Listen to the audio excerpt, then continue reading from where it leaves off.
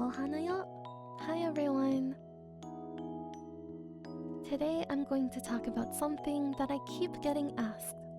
How to become a VTuber and what you need to stream with it. I will be going over types of models, programs, assets for your model and overlays for your stream, and tips from my own experience. Okay, first thing is first. You'll need a working computer or laptop and also an iPhone or webcam. iPhones 10 and newer have this really cool face mapping technology that results in one of the most accurate facial tracking compared to using a webcam. The iPhone camera analyzes your whole face with over 30,000 invisible dots to create a depth map of your face. This is how the iPhone's Face ID feature still works even if you wear hats, scarves, glasses, or grow a beard on your face. However, if you don't have an iPhone, a regular webcam will still do the trick. Next, you'll have to decide what kind of VTuber you would like to be. The cheapest and lowest costing method is PNG Tubing. To be a PNG Tuber, you need to use any PNG image of your character and use a program called Discord Stream Kit to have it light up when your mic is active. It's super easy to set up and can be done in 5 minutes. The program is absolutely free. I will include a link to this tutorial and the Stream Kit link in the description so that you can learn how to set it up. For this method of VTubing, all you need to do is join a Discord voice chat and connect it to the website for the light up method to work. A fun way to use the Discord Stream Kit is to have 2 separate PNG files. One for when you're not talking, so it would be with your mouth closed, and the second one for when you're talking, so the image would have its mouth open.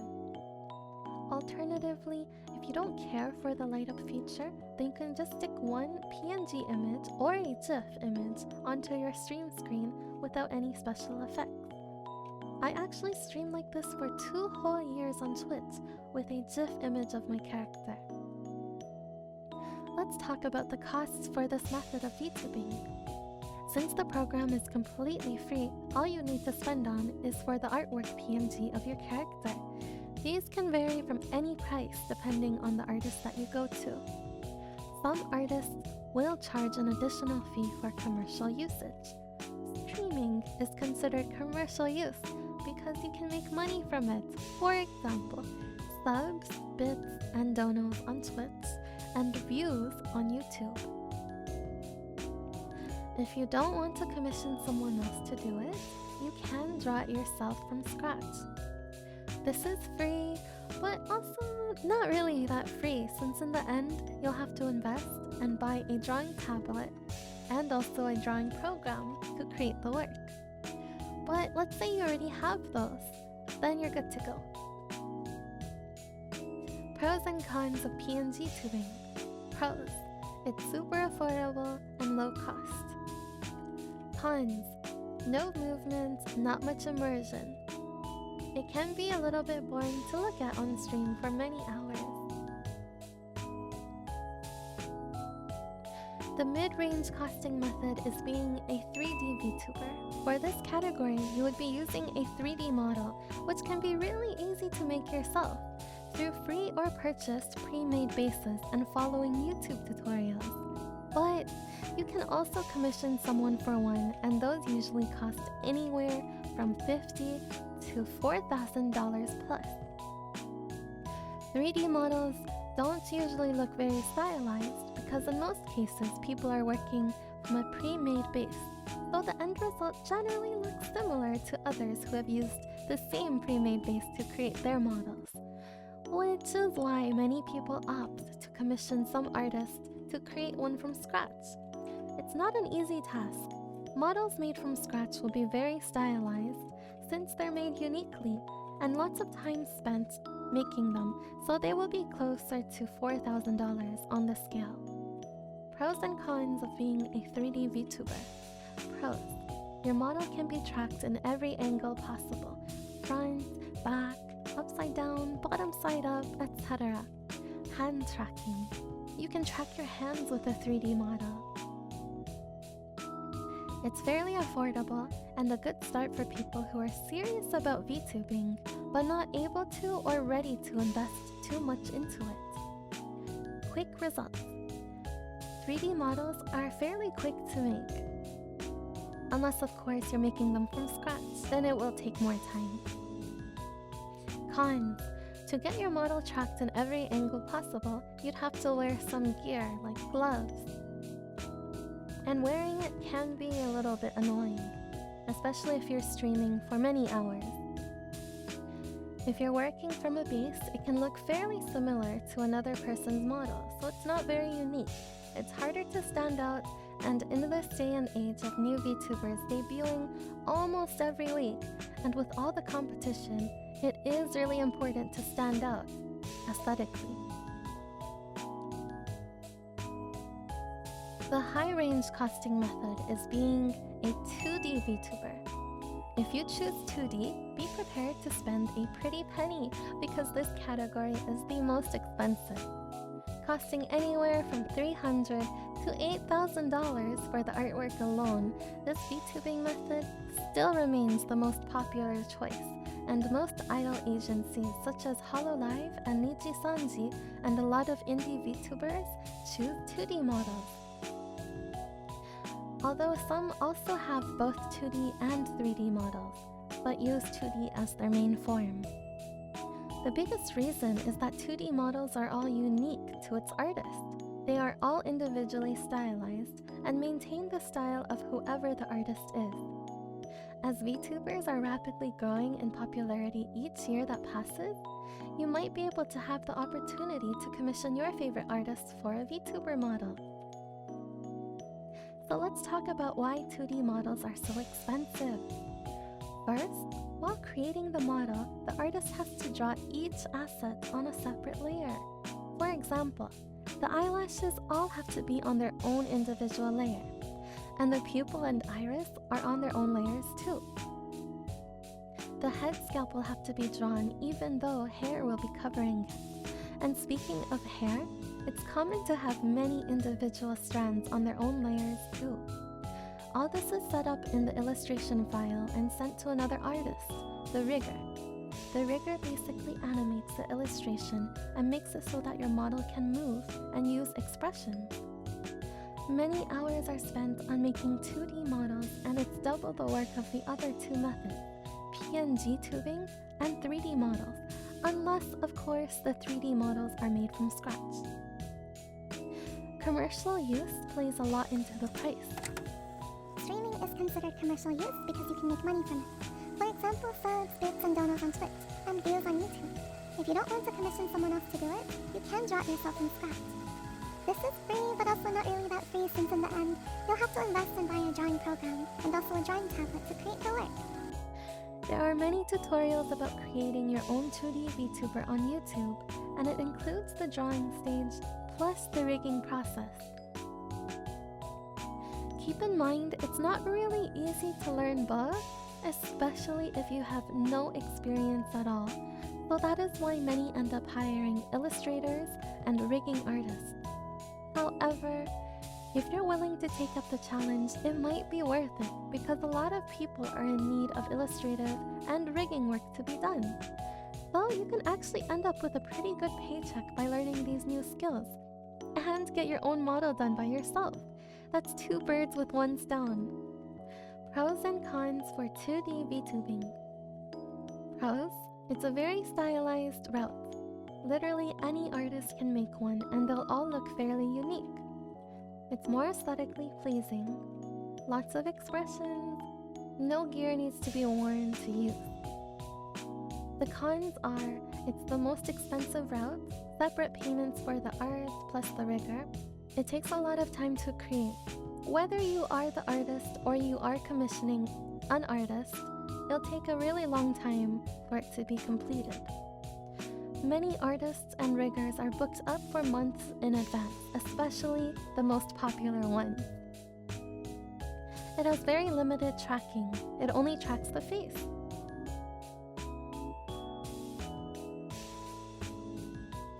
So here are some programs that you'll need to use depending on which VTuber method you take. For PNG Tubers, you'll need Discord Stream Kit, and if you're creating it yourself, you'll need any illustrations program like Clip Studio Paint, Photoshop, or Paint to a Side. For 3D VTubers, there's VRide Studio, VCFace, 310, Luppet, and you'll need an iPhone or webcam. Some of the programs for 2D VTubers are VTube Studio, PRPR Live, and FaceRig, and you'll need an iPhone or webcam.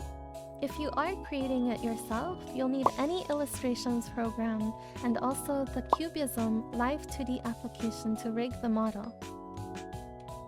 I personally use a 2D model, and I use VTube Studio, which is a computer application and a phone application. You'll need to run both at the same time if you're using your iPhone to track your face. Otherwise, if you're using a webcam, then you'll only need the computer application. For the streaming software, I've only ever used Streamlabs OBS or OBS, and I'm currently using Streamlabs OBS. So there's this huge Google spreadsheet that someone has made, and it's a very beginner-friendly list of resources for art, riggers, model artists, and assets, and it also includes a section for free assets. I'll be including the link to the spreadsheet in my video description, but you can also find it on my Twitch credits panel at the bottom of my list. A really kind person named Fafrotsky on Twitter compiled this really helpful spreadsheet, and I'll link them in the description as well so that you can support them. When you open the spreadsheet, you might be overwhelmed with the amount of information that pops up, but in my opinion, this is a treasure box of information that I wish I found when I first started out. There are tabs for free assets, stream safe and copyright-free audio, modeling guides, art, graphics, live 2D art and rigging, 3D modelers, and more. Each tab gives you a separate list of people that you can commission, or links that you can click on to download readily available files. The list is organized in alphabetical order, and along with each link is a short description of what asset it is. You can get anything from free backgrounds for your stream, free stream overlays, to even free ready-to-use VTuber models, and music for your stream. If you want graphics that are more personalized and unique, you can find a list of artists to commission with a short description of what they specialize in. It's a very well put together document, and it's helped countless amounts of VTubers, including myself.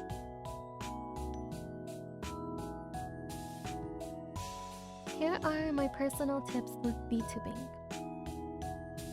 Start a Twitter account and get to know more VTubers. Expand your social circle and interact with their tweets, and also be there when they're live streaming. Interact with them in the chat. But also don't expect them to do the same with you. The whole point of making friends is doing it to want to learn more about others and not for any ulterior motives. We can smell clout chasers a mile away and will want nothing to do with them. Besides, the most satisfying relationships happen naturally.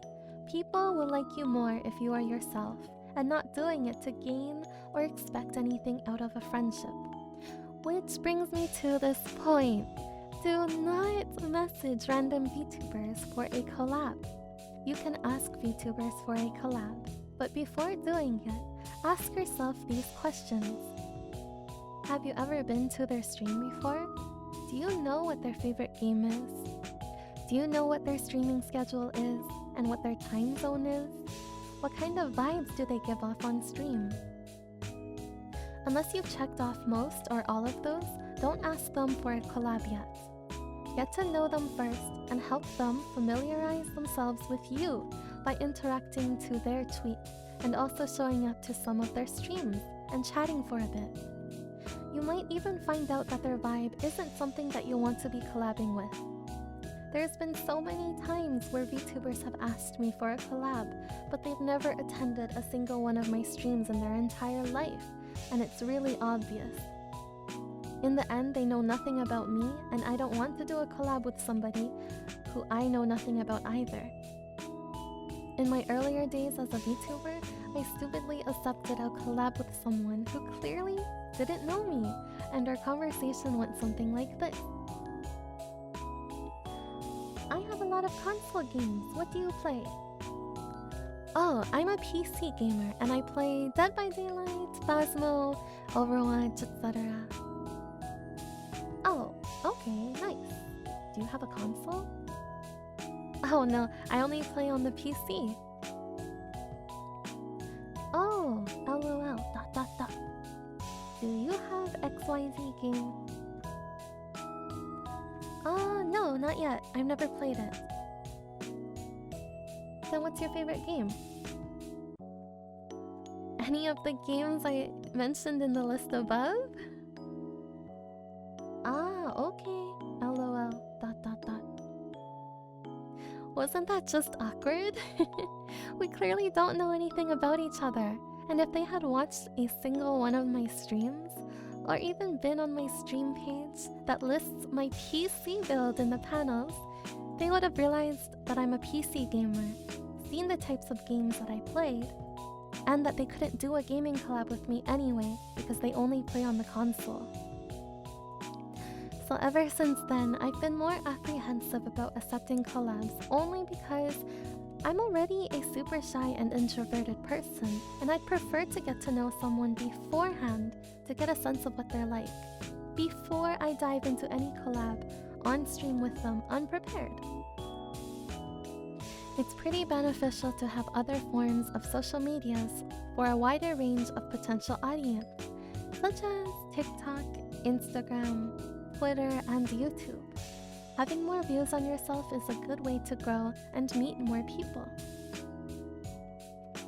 Just have fun and be yourself. It'll be more fun that way, and there won't be as much pressure on yourself. Don't worry about not being a specific niche type streamer, like super hype and loud and funny. There's a big audience for all types of streamers, whether you're loud or quiet or in between. I used to think that the only form of entertainment for streaming is someone being loud, super hype, and really funny. But I came to realize that even though it's how streaming is advertised as, it's not the only way to entertain an audience. I found out through streaming that there's a big platform for people who are complete opposites to that niche market, such as the ASMR community where it's super comfy, chill, and relaxing, and also a valid form of entertainment. The definition of entertainment varies from person to person. It's not a textbook answer, and everyone has different tastes. So don't worry if you don't personally feel like you yourself are fulfilling a specific niche, because how you are normally is perfect and the best entertainment for many out there. Whether you choose to be a PNG Tuber, a 3D VTuber, or a 2D VTuber, there is no wrong decision. The VTuber community is one of the most welcoming and nicest communities that I've had the pleasure of being in. Thank you so much for watching! I talked a lot today and I hope that it helped somebody out there. It would mean a lot to me if you'd like to sub to my channel and leave a comment down below if you'd like to see a specific streaming topic be talked about for another video. I stream every Mondays, Wednesdays, and Fridays at 5 p.m. EST on twitch.tv/hana. Feel free to join my Discord server to be notified when I go live. I'll see you there. Ohanayo, bye bye.